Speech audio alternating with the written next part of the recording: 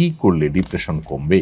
Depression থেকে রক্ষা পাওয়ার জন্য আমাদের শর্ট ভিডিও আছে ইউটিউব এবং ফেসবুকে, আপনি সেটা দেখে নিতে পারেন। সেখানে আমরা কোরআন হাদিসের আলোকে কিছু পরামর্শ দিয়েছি। প্রথমত, আল্লাহ বলেছেন, আল্লাহ বিযিকরিল্লাহি তাতমাইন্নুল কুলুব, আল্লাহ তাআলার জিকির এটা মানুষ অন্তরকে প্রশান্ত করে। বিধায় অন্য ব্যস্ততা কমিয়ে আল্লাহর সাথে একান্ত যোগাযোগ বাড়ানো, আল্লাহর স্মরণ, আল্লাহর জিকির এটা বৃদ্ধি করা, এটা হবে আপনার ডিপ্রেশন দূর করবার অন্যতম উপায়।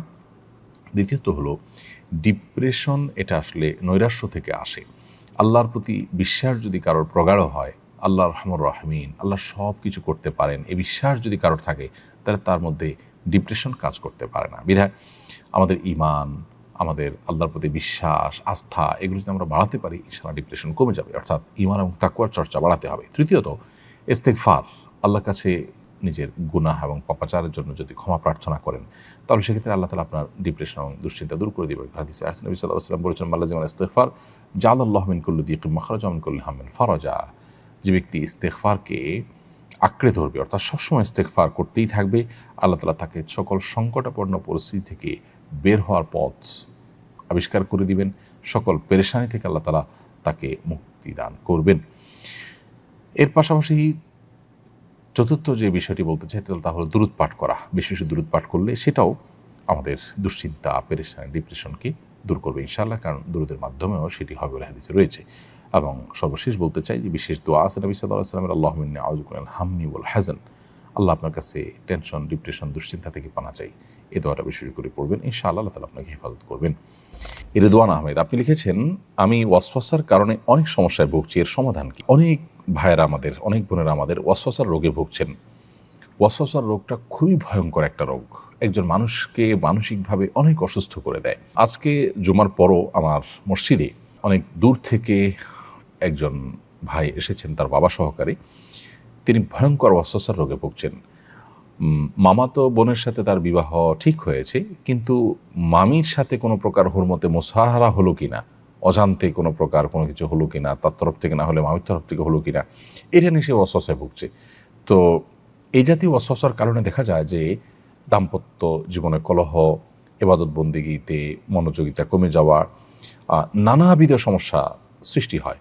উজু করতে গিয়ে দেখা যায় 10 বার 20 বার হাত ধোয়া হচ্ছে, এবং হাত মুখ ধোয়া হলো কিনা, শুকিয়ে থাকলো কিনা কোনো জায়গায়, এই অহেতুক সংশয়, এটা নিয়ে দেখা যায় যে 10 বার 20 বার 30 বার পর্যন্ত ধোয়ার কাজ করা হচ্ছে, এদিকে জামাত শেষ হয়ে যাচ্ছে। তো এই অস্বস্থাগুলো শয়তান আমাদের মধ্যে সৃষ্টি করে, আমাদেরকে বিভ্রান্ত করবার জন্য, আমাদেরকে ভালো কাজ থেকে দূরে সরাবার জন্য। এগুলোর জন্য দুটি করণীয় আমাদের আছে। প্রথমত, ভালো কোনো মানসিক ডাক্তার আমরা দেখাতে পারি, বিশেষ করে দিনদার যদি মানসিক ডাক্তার হয় তাহলে ভালো হয়। যদিও সাইকোলজির এই জগতে বেশিরভাগই আপনার সেকুলারিজমের দাপট এবং দৌরাত্ম্য অনেক বেশি। দিনমুখী যারা আছেন তাদের এই সেক্টরে এগিয়ে আসা উচিত, কারণ এখন গোটা পৃথিবীতেই মানুষের যে সমস্ত সমস্যাগুলো দিন দিন বেড়ে চলেছে, এর মধ্যে সাইকোলজিক্যাল সমস্যা অনেক বেশি। সো এখানে ভালো কোনো সাইকিয়াট্রিস্ট, সাইকোলজিস্টের শরণাপন্ন হওয়া, এটা একটা ব্যাপার। আর দ্বিতীয়ত হলো, ভালো কোনো রাকি শরণাপন্ন হওয়া।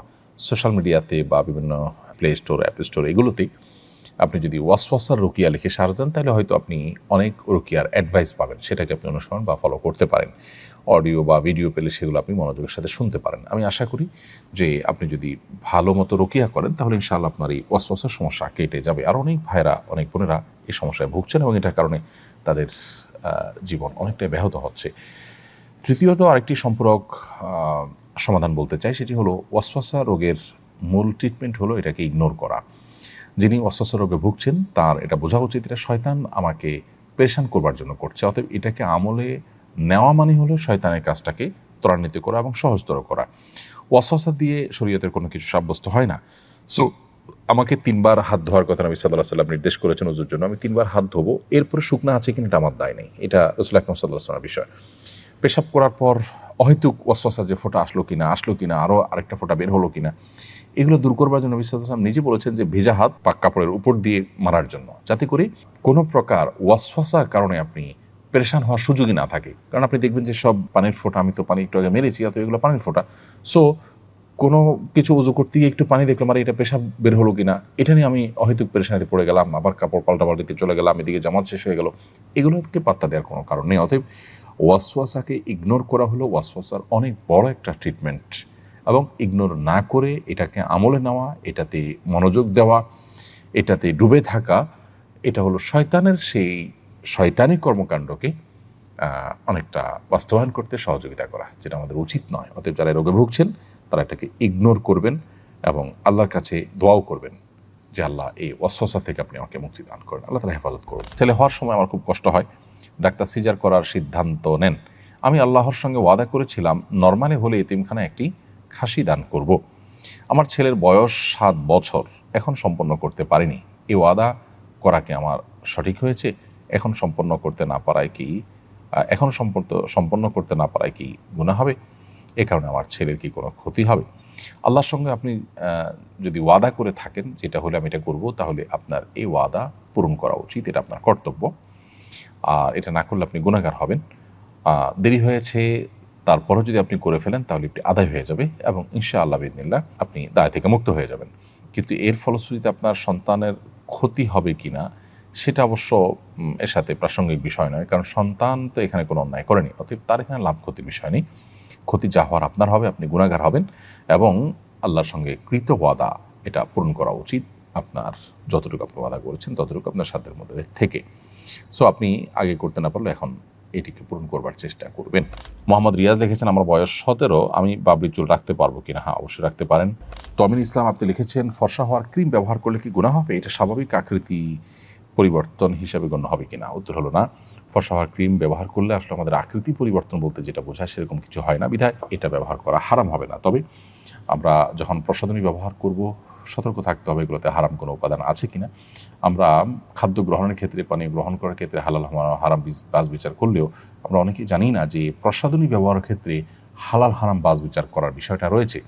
আপনি দেখবেন যে ইয়াহুদি যে পণ্যগুলো বয়কট করার জন্য আহ্বান করা হয়, তাদের পণ্যগুলোর তালিকার মধ্যে সবচেয়ে দীর্ঘ তালিকা হলো এই প্রসাধনী রিলেটেড পণ্যগুলো। এই পণ্যগুলোর মাধ্যমে অনেক হারাম বস্তু আমাদের শরীরে প্রবেশ করানো হয়ে থাকে। আমরা এগুলো যখন ব্যবহার করি নানাভাবে এগুলো আমাদের শরীরে প্রবেশ করে, আমরা সেই দিকটাকে অনেকে খেয়াল করি না। অতএব সেখানে হালাল হারাম বিষয়টাকে বিশেষভাবে আমাদের বিবেচনা আনতে হবে। তবে মৌলিকভাবে ফর্সা হওয়ার ক্রিম ব্যবহার করাটা নিষিদ্ধ নয়। ভগ্নিপতি কি শালীকে বিয়ে করতে পারবে কিনা? না, ভগ্নিপতি শালীকে বিয়ে করতে পারবেন না। বিশেষ করে শালীর বোন নিজের স্ত্রী থাকা অবস্থায় যদি বোনের সাথে তালাক হয়ে যায়, বিচ্ছেদ হয়ে যায় বা বোন মারা যায়, তখন শালীকে বিয়ে করতে পারবেন। সাইম ইসলাম আপনি লিখেছেন হাঁটু এবং কোমরের সমস্যা থাকলে চেয়ারে বসে নামাজ পড়া যাবে কি না? হাঁটু এবং কোমরে যদি এত বেশি অসুবিধা থাকে, এত বেশি অসুস্থ থাকে এবং ব্যথা থাকে যে আপনি রুকু সেজদার জন্য যে মুভমেন্ট সেটা করতে পারেন না, কোনোভাবে অসহনীয় কষ্ট হয়, অসুস্থ হয়, তাহলে সেক্ষেত্রে আপনি চেয়ারে বসে নামাজ আদায় করতে পারবেন। আর যদি সমতলে বসে বসে সালাত আদায় করার সুযোগ থাকে তাহলে সেটা আপনি করবেন। সেটা যদি না হয় তাহলে চেয়ারে বসে নামাজ আদায় করতে পারেন। কিন্তু যে অপারগ হলে তখন শুধুমাত্র একটু অস্বস্তি লাগছে বা একটু কষ্ট হচ্ছে, এটার উপর ভিত্তি করে আপনি চেয়ারে বসে নামাজ পড়া শুরু করলে সেটি সঠিক হবে না।